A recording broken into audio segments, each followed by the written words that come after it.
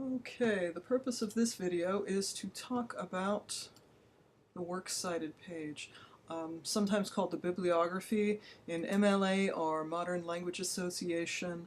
The reference page is called Works Cited. MLA stands for Modern Language Association. It's most commonly used to write papers and cite sources within the liberal arts and humanities courses, and English is certainly a liberal art. Here we go. Basic rules.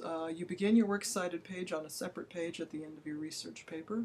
It should have the same 1-inch margins and last name and page number header as the rest of your paper.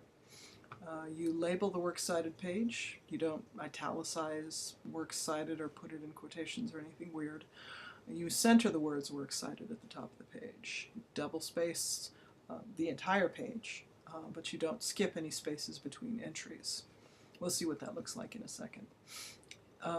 Indent the second and subsequent lines of citations by 1/2 inch to create a hanging indent. And you've seen that before.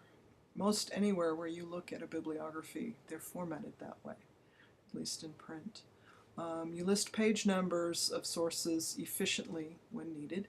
If you refer to a journal article that appeared on pages 225 through 250, you list the page numbers on your Works Cited as page as 225 to 250. Note that MLA style uses a hyphen in the span of pages. Okay. If you're citing an article or a publication that was originally issued in print form but that you retrieved on an online database, you should type the online database name in italics. You do not need to provide subscription information. Basic rules. Okay. You should include a location to show readers where you found the source, a digital object identifier, for example. Use a DOI in your citation if you can. Otherwise, use a URL, but be careful. Don't give us half-page long URLs. You're going to delete the HTTP. The URL is going to be the last element in the citation. Okay, so capitalization and punctuation. You capitalize each word in the titles of articles, but do not capitalize the word the or an or prepositions of, in, at, on don't get capitalized. And doesn't get capitalized. So Gone with the Wind, you capitalize the G and the W, and that's it. The Art of War, you capitalize the T because it's the first word, and then A and W. Okay. You use italics for titles. You don't underline anything in MLA style. It's italics for titles of books, magazines, large works. Okay, large works. You put quotation marks around titles for short things, things like poems and articles, things that appear inside of something else. Authors' names come first. Entries are listed alphabetically by the author's last name. So Burke comes before Levy, which comes before Wallace.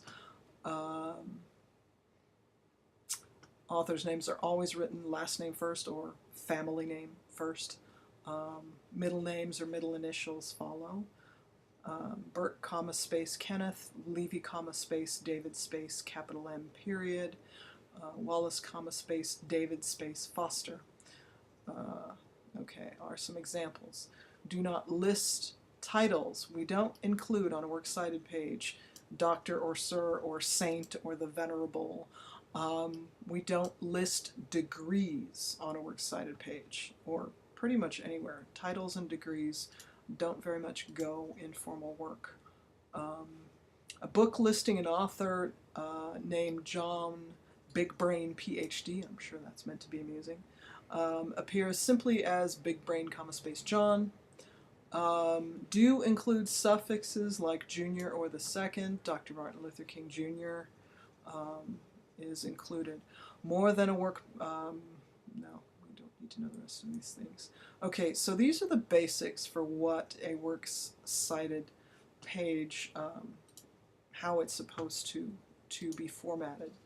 Okay, and here is what one looks like. It's going to be the last page of your work. It's going to be by itself. It's It's going to say Works Cited. Notice the font is exactly the same all the way down. There's no bold and no enlargement.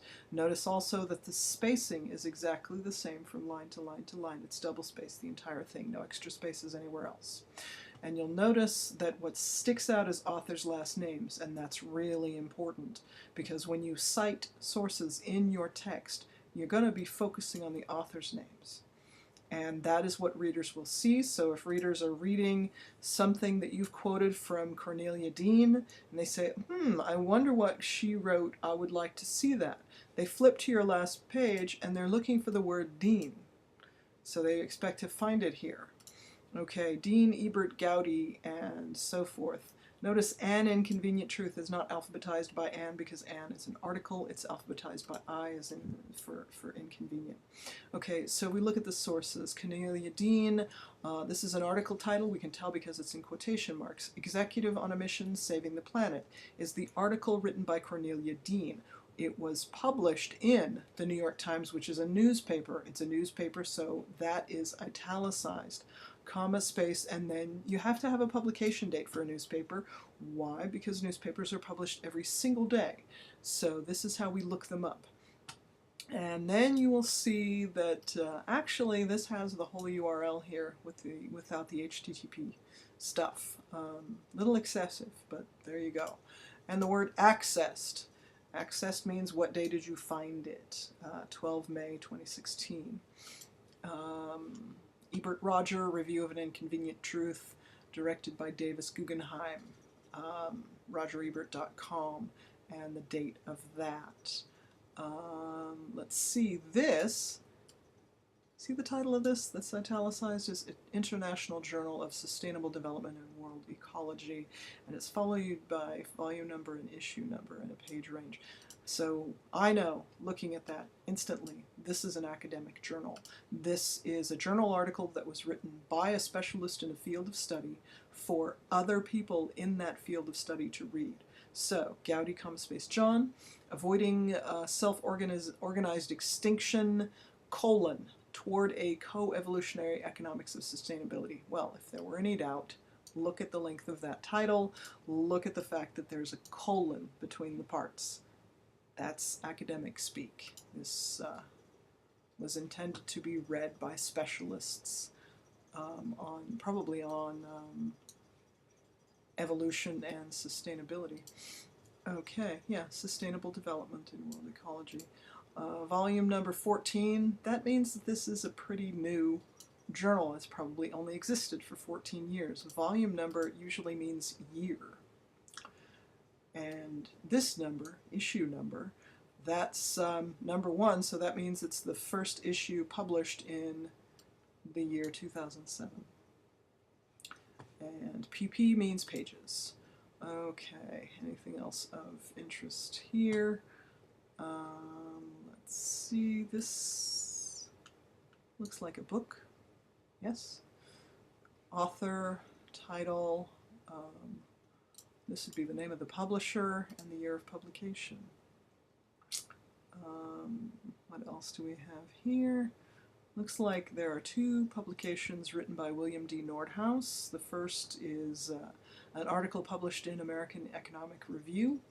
Again, this would be an academic journal after Kyoto. And then this one here, also an academic journal published in Science. Global Warming Economics, both of them written by William D. Nordhaus. And you'll see how when you have a source that's written 2 different things, you don't repeat the name, right? The second time around, you just put the 3 hyphens in place of the name. And yeah, that pretty much covers it. So I hope you've enjoyed our little video on making a bibliography page.